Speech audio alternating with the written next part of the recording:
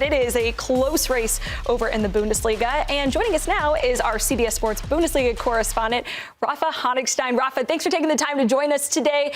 I mean, Bayern, they had a chance to all but officially lock up the Bundesliga title. How will they see that match this weekend? An opportunity lost. I mean, they could live with that draw thanks to Leverkusen slipping up against Union, but they had a chance to really effectively kill off this title race. And then maybe if they get further into the Champions League, start rotating, start resting a few players that are perhaps overplayed. But because they were sloppy in defense, because they started quite slowly and once again didn't take all their chances, or not nearly all their chances, the race is still alive and they still have to work hard for it. And it's their own fault. And I think even though Company talked up the result as very good and, the way that Bayern reacted to going 1-0 down and all that things, I think deep down they feel quite frustrated about this.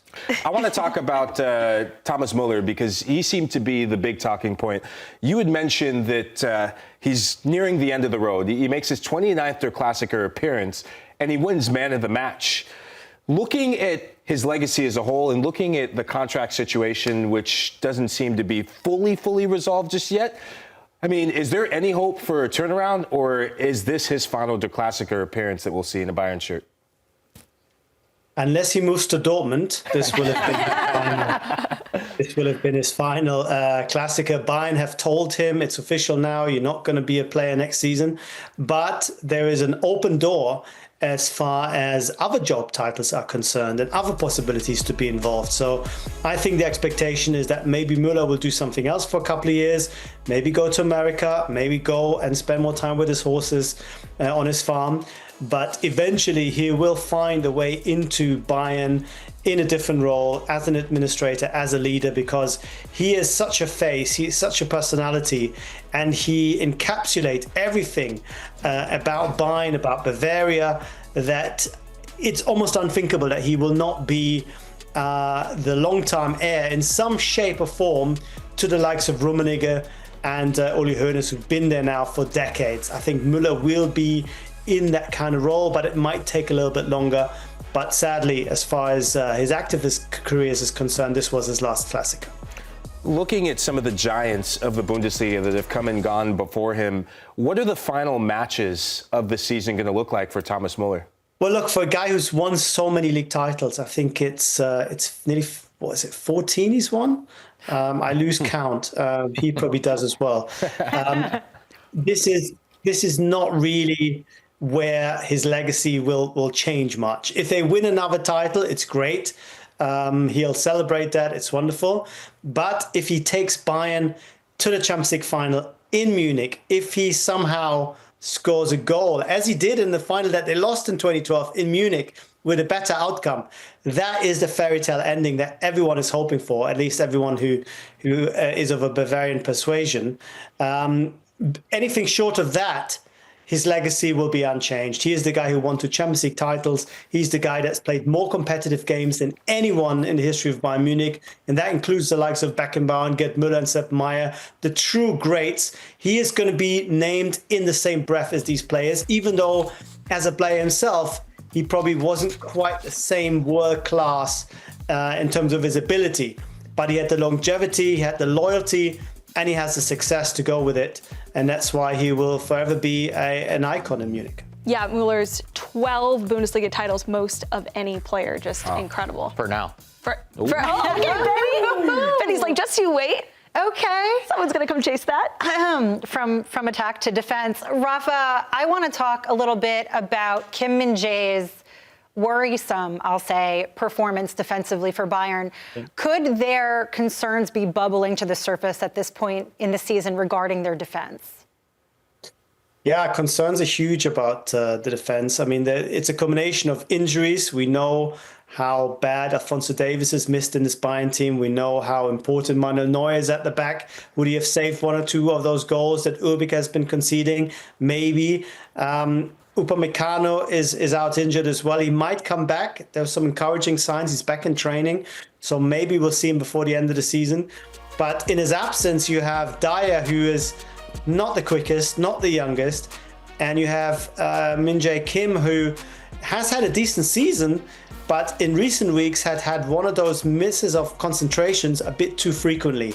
And that first goal was really unacceptable. I mean, completely lose sight of your man and just let them in with such an easy header was unforgivable. And that's partly why he was substituted after 53 minutes. In his defense, he has been carrying an injury and has been playing not fully fit now for months and months and months. And maybe that's catching up with him. The problem that Bayern have is they have no one else, so he has to play. So half fit or not fully fit Kim is still being preferred to having somebody like Goretzka filling out there or Stanisic. So all these things now come together and they've created the fairly imperfect storm for Bayern at the back. And that's the big worry also going into the game on Wednesday against Inter, of course. Speaking of Inter, Rafa, we've just taken a look at the projected starting lineup for Bayern. We know how the first leg went. You've already talked a bit about the defensive issues that they're experiencing. Do you think that potential weakened defense are going to be able to hold up against that Lautaro-led attack of Inter for this second leg, or do you think that they're going to actually cave this time? It's hard to say. I mean, Inter were incredibly efficient. They didn't create a lot of chances. Bayern, by and large, had a very good game, but Bayern didn't take their chances. And the 2 of 3 chances that Inter created, they took 2 of them. So if Inter are as ruthless again, if they're as good on transition again, if Bayern allow them 1 or 2 chances of that caliber again, and at the same time don't take nearly enough of their chances, then the outcome is a foregone conclusion. But Bayern are fairly hopeful. The reason they were hopeful is because they created more chances against this Inter team than they believed themselves would be possible. Inter have only conceded, 3 goals so far, 2 before the Bayern game in the Champions League. So to create so many chances against a team that's so strong gives Bayern hope that they can do this again.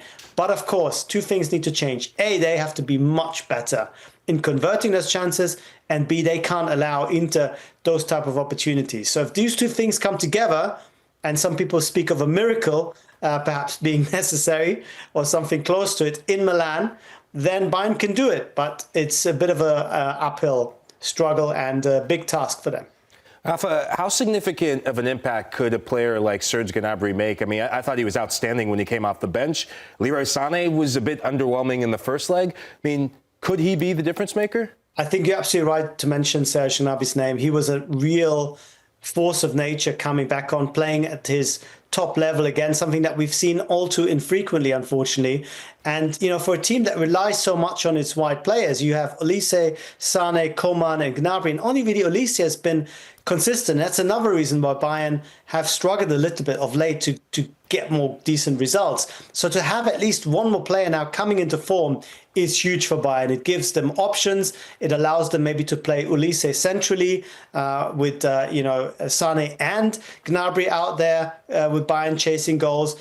It really has come at a very good time, and Coman also came back as a sub. So at least, even if not all of these are in top form, at last some options for company, and that's so important. That's another reason why there's a bit of optimism in Munich before this game on Wednesday.